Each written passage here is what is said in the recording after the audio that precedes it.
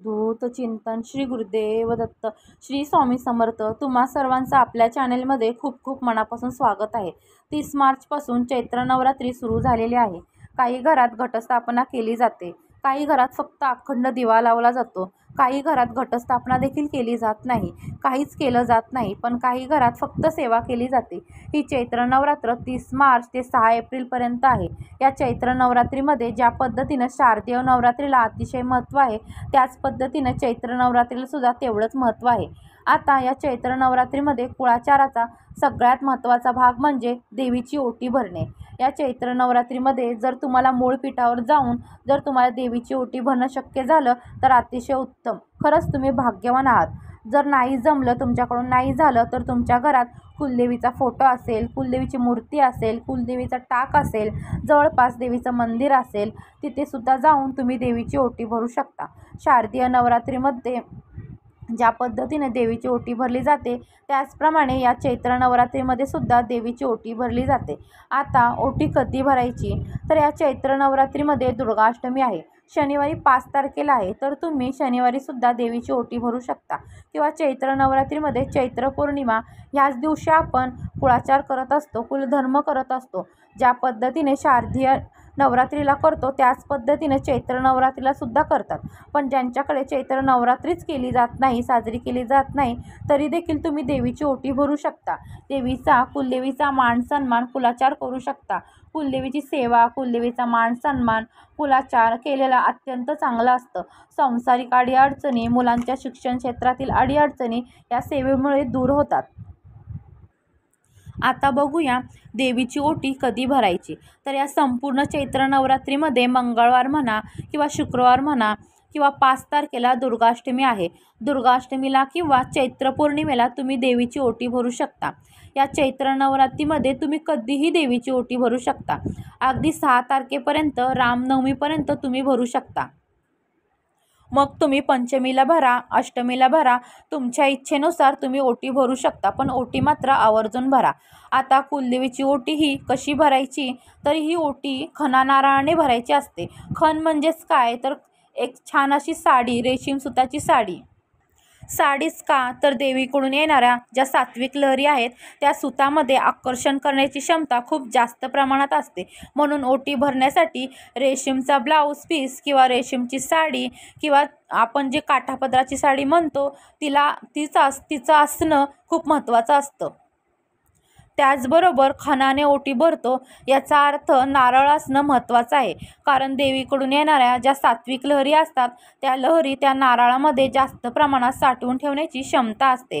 आणि त्याच नारळाच्या स्वरूपात आपण जेव्हा तो नारळ वाढवतो किंवा आपण तो नारळ फोडतो तेव्हा तो प्रसाद म्हणून आपण सर्वजण ग्रहण करत असतो. म्हणून खण आणि नारळ या 2 गोष्टी खूप महत्त्वाच्या आहेत. जसं मी तुम्हाला सांगितलं त्याप्रमाणे अगोदर तुम्ही साडी घ्या. साडीवर तांदूळ असावेत, तांदूळ अखंड अक्षदा असाव्यात. देवीची ओटी भरताना मुठभर तांदूळ नसावेत. जर ते अर्धा किलो किंवा पावशर तांदूळ असावेत तर ते तांदूळ घ्यावेत. त्याच्यावर नारळ ठेवावा. नारळाचा शेंडा देवीकडे असावा आणि त्याच्यावर दक्षिणा ठेवावी. यथाशक्ती 100 रुपये, 50 रुपये, 11 रुपये, 21 रुपये किंवा 101 रुपया, 51 रुपये, तुमची इच्छा.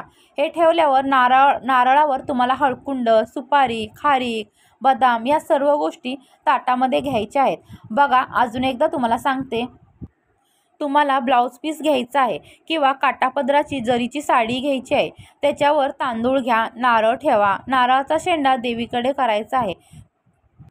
यथाशक्ती दक्षिणा घ्या आणि काही वस्तू, ह्या वस्तूमध्ये हळकुंड, खारीक, बदाम, सुपारी या सर्व गोष्टी ताटामध्ये घ्यायच्या आहेत. आता देवीला शृंगार घ्यायचा असतो, देवीला शृंगार लागत असतो. देवीला काही सोनं चांदीच घालावे असं काहीच नाही. तुम्ही देवीला यथाशक्ती द्यावं किंवा ओटीसुद्धा यथाशक्ती, यथाभक्ती भरायची असते. म्हणून तुमच्याकडे सोनं चांदीचं असावं याची काहीच आवश्यकता नाही आहे. तुम्ही बाजारातून ओटीचं सामान आणलं, मग ते खोटं मंगळसूत्र जरी अर्पण केलं तरी चालेल. आपल्या परिस्थितीनुसार हे तुमच्यावर आहे.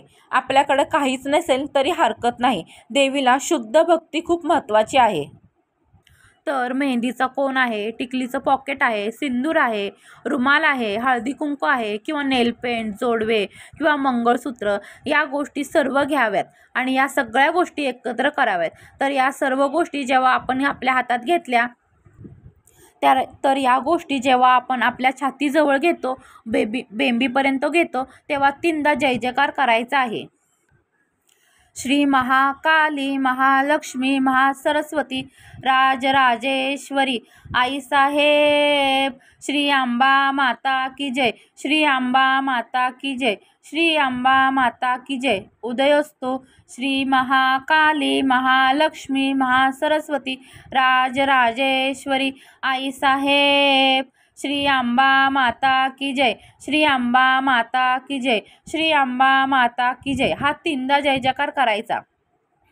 3दा जय जयकार करून झाल्यानंतर ओटीचे जे सामान आहे ते देवीच्या चरणाजवळ तुम्हाला ठेवायचं आहे. थोडेसे गहू देवीच्या ओटीजवळ ठेवायचे आहे. असं सगळं सामान देवीजवळ ठेवायचं आणि थोडेसे तांदूळ आपण आपल्या ओटीमध्ये टाकायचे, कारण देवीची ओटी भरल्यानंतर आपण आपली ओटी रिकामी ठेवायची नसते, म्हणून त्याच्यातले थोडे तांदूळ आपण आपल्याजवळ घ्यायचे. आता हे सगळं झाल्यानंतर सिद्धकुंजिका स्तोत्रमचं पठण करायचं आहे. 11 वेळा किंवा 1 वेळा पठण करावं. सिद्धकुंजिका स्तोत्राचं पठण केल्याशिवाय देवीला ओटी भरली जात नाही, म्हणून सिद्धकुंजिका स्तोत्राचं पठण करावं. पठण केल्यानंतर आई भगवतीला, तुमची जी कुलदेवी आहे तिला प्रार्थना करायची आहे. माझी कुलदेवी तू आहे, माझं कुळाचं रक्षण उद्धार करणारे तू आहे. घरातील सर्वांना, मुलाबाळांना सुखासमाधानाने आयु आरोग्य दे आई, कुटुंबांना सुखात ठेव, ही प्रार्थना करायची आहे.